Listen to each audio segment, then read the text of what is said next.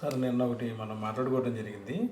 మొత్తమే కూడాను చంద్రబాబు షర్మిల అనే ఆవిడని అడ్డం పెట్టి ఈ రాష్ట్రంలో దళితుల మధ్య, మైనార్టీల మధ్య అవసరమైతే షర్మిల మీద కూడా రాళ్ళేసే కార్యక్రమాన్ని చేపడతారు. అంతకుముందు కొన్ని ఏదైతే మీరు చిండూరై కూడా ఉదాహరణలు చెప్పారు. ఇప్పుడు తెలుగుదేశం గత సంవత్సర కాలంగా చంద్రబాబు నాయుడు గారు ఒక మాట చెప్తున్నారు. దళితులకు ద్రోహం చేస్తున్నారు, దళితులకు జగన్మోహన్ రెడ్డి అన్యాయం చేస్తున్నారు అని. జగన్మోహన్ రెడ్డి గారి ప్రభుత్వం వచ్చాక దళితులకు అన్యాయం జరిగిపోతుందని ఆయన ప్రచారం చేస్తున్నారు. నిజానికి తెలుగుదేశం పార్టీ ఆవిర్భవించిన తర్వాత, తెలుగుదేశం పార్టీ అధికారంలోకి వచ్చిన తర్వాత జరిగినన్ని దారుణ సంఘటనలు జగన్మోహన్ రెడ్డి గారి పాలనలో లేవే. తెలుగుదేశం పాలనలో, తెలుగుదేశం అధికారంలోకి వచ్చిన తర్వాత జరిగిన సంఘటనలు ఏమిటవి? కారంచేడులో దళితుల్ని జంతువులను వేటాడినట్టు వేటాడి చంపారు. నీరుకొండలో, ఆఖరికి చిత్తూరు జిల్లా పదిరికుప్పంలో సజీవ దహనం చేశారు దళితుల్ని. ఇలాంటి సంఘటనలు జగన్మోహన్ రెడ్డి గారి పాలనలో లేవే. మరి దళితులను వేధిస్తున్నారని ఎలా చెప్పగలుగుతున్నారు? అంటే దళితులు ఈ అపోహలు సృష్టించి చీలికి తీసుకురావాలనేది ఒక ప్రయత్నం. ఈ క్రైస్తవుల్లోనూ దళితుల్లోనూ చీలుకు తీసుకురావాలనే ఈ ప్రయత్నం సక్సెస్ చేయడం కోసం అవసరమైతే రాబోయే 3 నెలల్లో, ఎన్నికలకు 3 నెలల సమయం కూడా లేదు కాబట్టి ఖచ్చితంగా చెప్పాలంటే 70-75 రోజులు ఉంటుంది.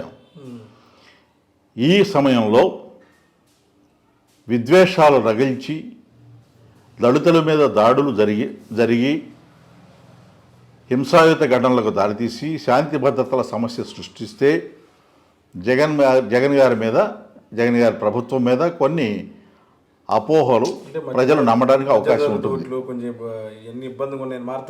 అవకాశం ఉంటుంది. అందువల్ల చంద్రబాబు నాయుడు గారి స్వభావం తెలిసిన వారెవరూ కూడా ఒక విషయాన్ని నేను చెప్తే అపోహపడరు.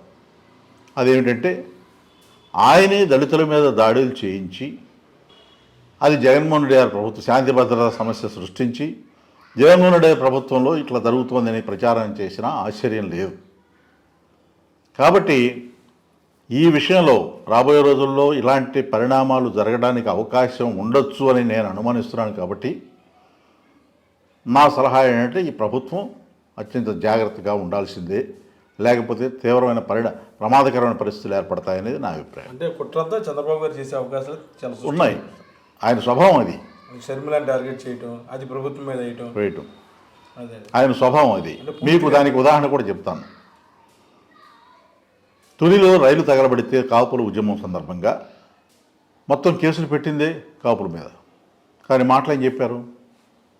అబ్బే కాపులు శాంత స్వభావాలు, వాళ్ళు ఇటువంటి పనులు చేయరు, రాయలసీమ రౌడీలు చేసి ఉంటారు. ఆయన పుట్టింది రాయలసీమలో, కానీ కేసులు పెట్టింది మాత్రం కాపుల మీద. ఆయన చెప్పేదానికి చేసేదానికి అసలు సంబంధమే ఉండదు. అదొక తార్కాణం. అందువల్ల ఇలా నాకున్న అనుమానాలు చేయరు అని చెప్పడానికి ఆస్కారం కనపట్టలేదు. అదే కాదు, 4 సంవత్సరాల క్రితం అధికారంలో ఉన్నప్పుడు ఆయన వాడిన మాటలు ఏమిటి? దళితుల్లో ఎవరైనా పుట్టాలని కోరుకుంటారా అని దళితుల్ని కించపరచలేదా? దళితుల పట్ల ఆయనకు ఉన్నటువంటి తక్కువ చేసి మాట్లాడే చులకన భావం చంద్రబాబు నాయుడు గారిలో ఉందని రుజువు చేసుకున్నారు కదా. అలాంటి మనిషి రేపు ఇలా చేయరని అనుకోవటానికి ఆస్కారం లేదు. కాబట్టి అత్యంత జాగ్రత్తతో ప్రభుత్వం వ్యవహరించాలి, ఎన్నికల సంఘం వ్యవహరించాలి. అది నా అభిప్రాయం. ప్రకాశం జిల్లాలో ఈరోజు షర్మిల పర్యటించారు. అంటే మనం ఇలాంటి వాళ్ళు మాట్లాడిన కూడా ఈరోజు ఆమె చెప్పడం జరిగింది. ఇప్పుడున్న వైఎస్ఆర్ కాంగ్రెస్ పార్టీ వై అంటే వైవి సుబ్బారెడ్డి, ఎస్ అంటే సాయిరెడ్డి గారు, ఆర్ అంటే సజ్జల రామకృష్ణారెడ్డి గారు తప్ప ఎవరూ లేరు మిగతా వాళ్ళు అని ఒక మాట అన్నారు. తర్వాత నా మీద ముప్పెట దాడి చేస్తున్నారు, అన్ని వైపుల నుంచి అన్ని వర్గాల నుంచి కూడా నా పైన దాడి చేస్తున్నారు సీఎం గారు. నా సొంత వాళ్ళు అనుకుని 3200 కిలోమీటర్లు పాదయాత్ర చేశాను, నా బిడ్డల్ని ఇంటిని కూడాను జగన్ గారి కోసం వదిలేశాను, వైసీపీని భుజాల మీద వేసుకొని మనసు పెట్టి పనిచేశా, నా రక్తం దారిపోసా, నా చెమటలు దారిపోసా, ఇప్పుడు వైసీపీ నా మీద దాడి చేస్తుంది ఆవిడ శ్రమ పడలేదని కష్టపడలేదని జగన్మోహన్ రెడ్డి ఈ రోజు వరకు అన్నట్టు ఎక్కడ నాకు దృష్టాంతం లేదు. నాకు తెలిసినంతవరకు ఆయన ఎక్కడ అనలా, వైసీపీ నాయకులు కూడా ఎక్కడ అనలా. ఇప్పుడు దాడి చేస్తున్నారంటే మీరు రోడ్డు మీదకి వచ్చి జగన్మోహన్ రెడ్డి గారి మీద ఆరోపణలు చేస్తుంటే వైసీపీ మౌనంగా ఉండాలని మీరు కోరుకుంటున్నారా? రాజకీయాల్లో సాధ్యమేనా? ఇంకొక మాట చెప్పారు, వైఎస్ఆర్ పార్టీకి నిర్వచనం చెప్పారు. మరి పార్టీ పెట్టి 12 ఏళ్ళు అయింది, మీరు రాజకీయాల్లోకి వచ్చి 1 సంవత్సరం అయింది. 11 ఏళ్ల పాటు మీరు కూడా అందులో భాగమే కదా. ఎస్ అంటే షర్మిల అవ్వచ్చు కాబట్టి అవ్వచ్చుగా. అందువల్ల ఆరోపణలు చేసేప్పుడు నేను పదే పదే చెప్పేది అదే, అసంబద్ధమైన ఆరోపణలు నోటికి తోచినట్టుగా మాట్లాడడం అనేది ఆవిడికి మంచిది కాదు. తెలంగాణలో ఆ విషయం రుజువైనా కానీ అదే పద్ధతి అదే ధోరణి కొనసాగిస్తున్నారు. ఇది ఆవిడకే నష్టం చేస్తుంది.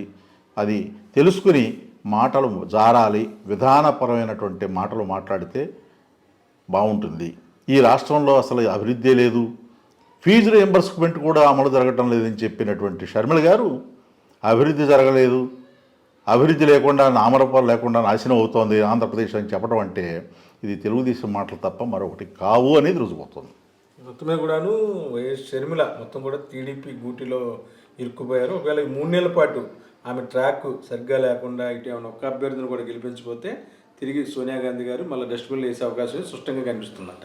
అంటే నేనేమంటానంటే కాంగ్రెస్ బోనులో ఉన్న చంద్రబాబు చిలక షర్మిల వావ్. రాజకీయంగా కాంగ్రెస్కి ఎటువంటి ప్రయోజనం చేకూరదో చివరికి చంద్రబాబు చెప్పినటువంటి చిలక పలుకులన్నీ పలికి నష్టపోయేది షర్మిల, కాంగ్రెస్ పార్టీ మాత్రమే అని నా అభిప్రాయం. వ్యక్తిగతంగా కుటుంబానికి కూడా డ్యామేజ్ అవుతుంది, కుటుంబానికి కూడా అవుతుంది. బీజేపీ పార్టీని కూడా తీవ్రంగా విమర్శిస్తోంది ఆవిడ. మీరు బీజేపీని విమర్శించేటప్పుడు తెలుగుదేశం పార్టీని ఎందుకు విమర్శించట్లేదు? పవన్ కళ్యాణ్ పేరు కూడా ఎత్తట్లా. కారణం ఏంటి? ఏమిటి మీకు ఆ సాఫ్ట్ కార్నర్? దానికి కారణాలు ఏమిటి? సాఫ్ట్ కార్నర్ ఉంటాక ఒక రీజన్ ఉండాలి కదా, ఆ రీజన్ అంటూ కూడా చెప్పాలి కదా. చెప్పట్లా. అక్కడే ఆమె విధానపరమైన లోపం, అవగాహన లోపం బట్టబయలుగుతోంది.